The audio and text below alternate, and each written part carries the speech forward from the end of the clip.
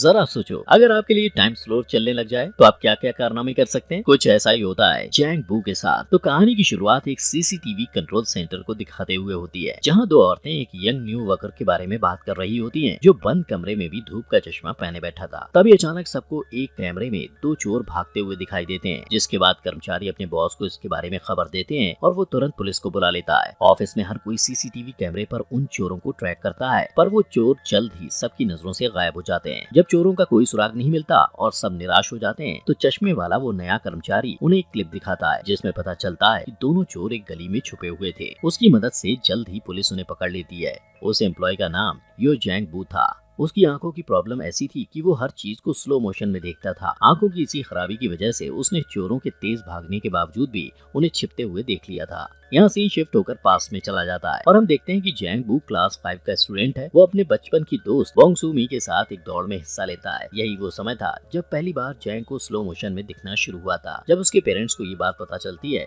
तो वो उसे डॉक्टर सियोक के पास लेकर जाते हैं, जो उसकी आंखों को चेक करके बताता है कि उसकी आंखों को एक रेयर बीमारी हुई है, जिसका नाम डायनेमिक विजुअल एक्यूटी है, जिसकी वजह से वो चलती हुई चीजों के सारे डिटेल्स इतनी बारीकी से देख सकता है जैसे वो दुनिया को स्लो मोशन में देख रहा हो। ये साबित करने के लिए डॉक्टर जैंग बू की तरफ एक बेसबॉल को बहुत हाई स्पीड में फेंकता है, जिससे वो आसानी से कैच कर लेता है। फिर डॉक्टर उसकी आंखों को आराम पहुंचाने के लिए उसे हर वक्त धूप का चश्मा पहनने को कहता है। जैंग बू की डिसऑर्डर का पता चलने के बाद उसके फादर पैसा कमाने के लिए विदेश चले जाते हैं, ताकि वो अपने बेटे का सही से इलाज करा सकें। जैंग बू घर में अपनी माँ और छोटी बहन के साथ रहने लगता है। वो कहता है कि ये बीमारी उसके लिए एक आशीर्वाद और एक श्राप दोनों है। जहाँ उसे स्लो मोशन में लड़कियों की उड़ती हुई स्कर्ट देखकर मजा आता है, वहीं स्कूल में धूप का चश्मा लगाने की वजह से उसे तंग भी किया जाता है। सूमी उसकी इकलौती फ्रेंड थी, जिससे अब वो प्यार करने लगा था। पर जैसे जैसे समय बीतता जाता है, जैंग की दोस्त होने के कारण लोग उसे भी तंग करने लगते हैं और मजबूरन सू को जैंग का साथ छोड़ना पड़ता है। उसके बाद जैंग का कोई और दोस्त नहीं बनता, इसलिए जैंग चाहता है कि उसकी आंखें पूरी तरह खराब हो जाएं।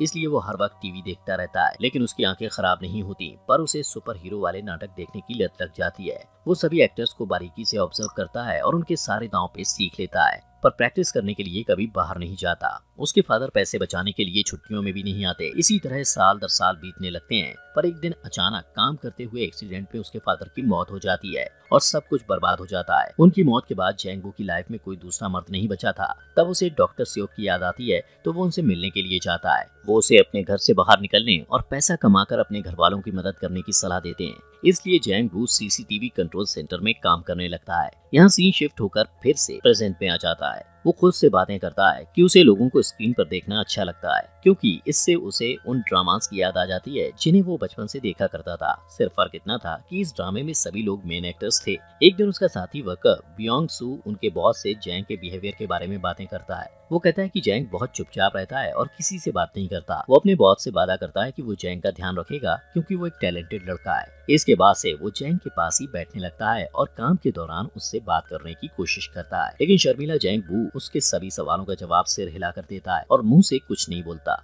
कैमरा मॉनिटर करते वक्त वो काउंट करता है कि एक निश्चित जगह पर पहुंचने में लोगों को कितने कदम चलने पड़ते हैं। ब्योंग सू को ये सब अजीब लगता है, पर वो कभी उससे इस बारे में नहीं पूछता है। जैंग बू से घुलने मिलने के लिए वो उससे पूछता है कि उसकी कोई गर्लफ्रेंड है या नहीं। इस सवाल से जैंग बू को सू मी की याद आ जाती है और अगले ही दिन वो उससे मिलने के लिए उसके घर चला जाता है। सूमी बड़ी होकर एक खूबसूरत औरत बन चुकी थी, पर उसे पैसों की दिक्कत थी। उसका कर्जदार उससे झगड़ता है और सू को कहता है कि वो अपना घर बेचकर उसका कर्ज चुका दे। जैंग बू उसे दूर से देखता है, पर पास जाकर बात करने की हिम्मत नहीं जुटा पाता है। उस दिन से वो हर रोज सू को कैमरे में देखने लगता है। वो उसके डेली रूटीन को याद कर लेता है। सूमी हर रात एक कॉफी शॉप में सोडा पीती है और जैंग भी यही करने लगता है। फिर वो नोटिस करता है कि सूमी रास्ते में पड़े एक बेकार सोफे को देखती है, तो अगले दिन वो सोफे को खींचकर कॉफी शॉप के सामने कर देता है, ताकि सूमी उस पर बैठ सके। रात में सूमी की नजर सोफे पर पड़ती है, पर वो ज्यादा ध्यान नहीं देती और उस पर बैठ जाती है। अगले दिन वो तेज बारिश की वजह से बस स्टॉप में फंस जाती है। जैंग उसे मॉनिटर पर देखकर ब्योंग के साथ उसकी हेल्प करने पहुंच जाता है। वो ड्रामास के हीरो की तरह उसके सिर पर छाता खोलकर उसे बारिश से बचाने की कोशिश करता है, पर सू से लफंगा कहकर वहां से चली जाती है। इसके बाद जैंग और ब्योंग डॉक्टर सियोक के पास जाते हैं और जैंग उनसे सूमी को इम्प्रेस करने का तरीका पूछता है। वो जैंग बू से सू को फ्लावर्स देने को कहता है। अगले दिन सूमी को म्यूजिकल ड्रामा में ऑडिशन देने के लिए जाना होता है, पर उसे देर हो जाती है, तो वो मैनेजर को कॉल लगाती है और उसके कहने पर ऑडिशन के लिए रास्ते में ही गाना शुरू कर देती है। उसके बढ़िया गाने को सुनकर राह चलते लोग उसे हैरत से देखने लगते हैं। जैंग बू भी फूलों का गुलदस्ता लेकर वहां पहुंच जाता है। सू का गाना खत्म होने के बाद वो उसे बुके देता है, पर सू को ये अच्छा नहीं लगता। वो कहती है इन फूलों की जगह वो जहर का बॉक्स ज्यादा पसंद करेगी। ये कहकर वो जाने लगती है कि तभी जैंगबू से उसके नाम से पुकारता है और उसके बचपन के दोस्त के रूप में अपना इंट्रोडक्शन देता है। पर वो कहती है कि उसका नाम बोंग सूमी नहीं ओसूमी है। और इस तरह जैंगबू को पता चलता है कि आज तक उसने गलत लड़की का पीछा किया था, पर अब बहुत देर हो चुकी थी क्योंकि अब वो उससे प्यार करने लगा था। उस दिन शाम को वो दोनों अचानक एक दूसरे से टकरा जाते हैं, जहाँ सूमी शॉपिंग करके लौट रही होती है।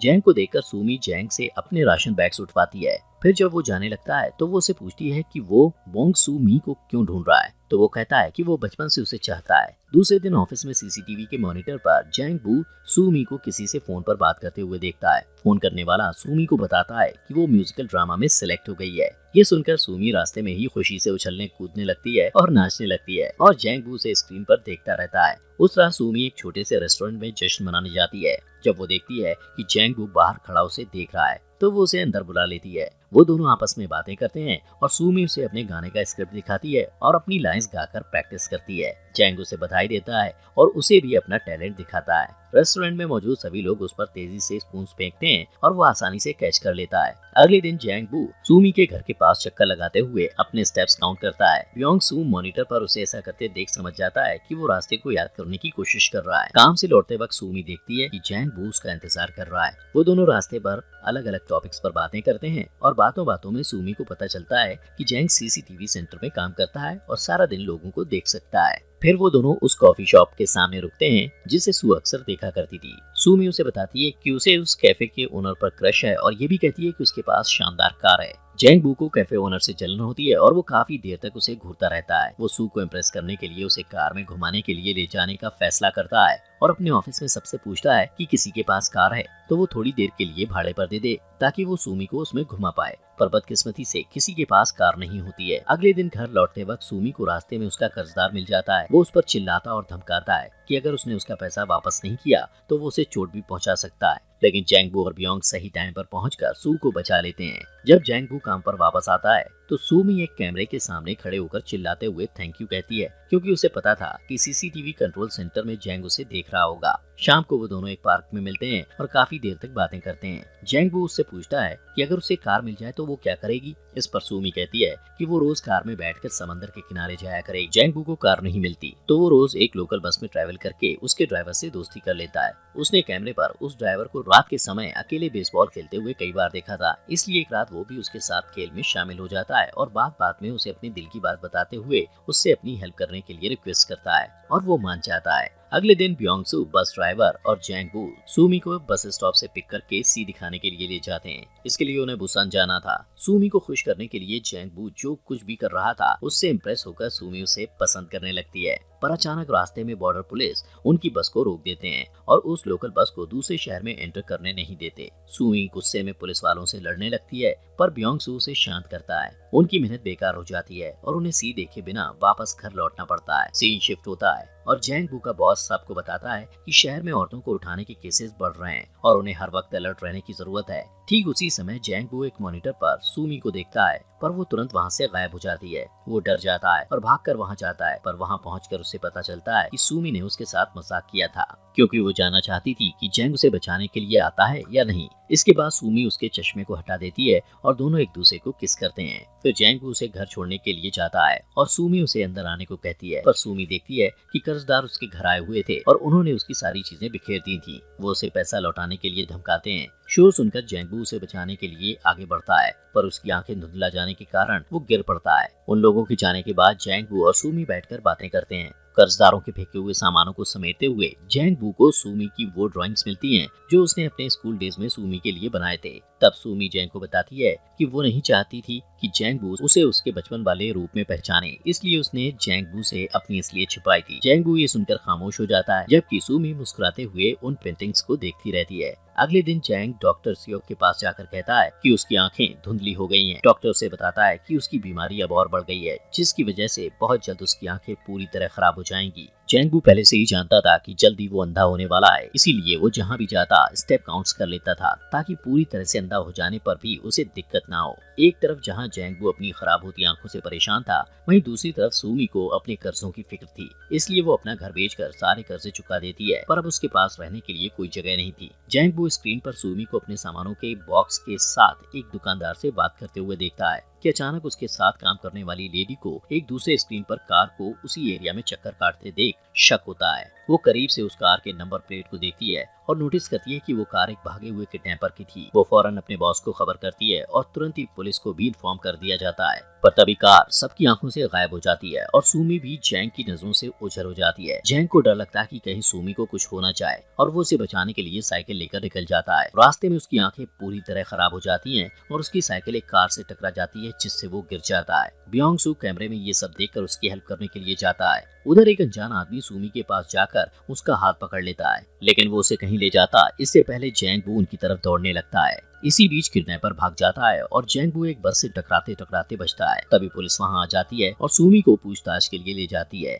अब जैंगबू रास्ते में अकेला रह जाता है, तभी ब्योंगसू उसकी हेल्प करने के लिए आगे बढ़ता है। जैंगबू अपने दोस्त का हाथ पकड़ लेता है और अपनी आंखें खराब हो जाने पर दुखी होकर रोने लगता है। इस घटना को कुछ दिन बीत जाते हैं। सुमी अपनी लाइफ में बिजी हो जाती है और जैंगबू को कांटेक्ट नहीं करती। जब भी उसे जैंगबू की याद आती है तो वो सीसीटीवी कैमरे को देखने लगती है। कुछ महीनों के बाद जैंगबू उसे अपने फेवरेट कॉफी शॉप में दिखाई देता है। वो खुश होकर उसके पास जाकर हाथ हिलाती है, पर जैंगबू को एक वॉकिंग स्टिक निकालकर दूसरी तरफ जाते हुए देखकर शॉक रह जाती है। वो सारे रास्ते उसका पीछा करती है और फाइनली वो उस जगह पहुंच जाती है जहां एक आर्ट गैलरी थी। अंदर जाने पर वो देखती है कि पूरी गैलरी जैंगबू के हाथों बनाई हुई सुमी की पेंटिंग से भरी पड़ी थी। तभी जैंगबू को अकेले में यह कहते हुए दिखाया जाता है कि भले ही उसकी आंखें खराब हो गई हैं, पर सुमी उसे अभी भी याद है। अगले दिन सुमी फिर जैंगबू का पीछा करती है। इस बार जैंग उससे पूछता है कि वो कहाँ जाना चाहती है, तो सुमी समझ जाती है कि वो उसे महसूस कर सकता है। फिर दोनों एक दूसरे को हक करते हैं और मूवी खत्म हो जाती है।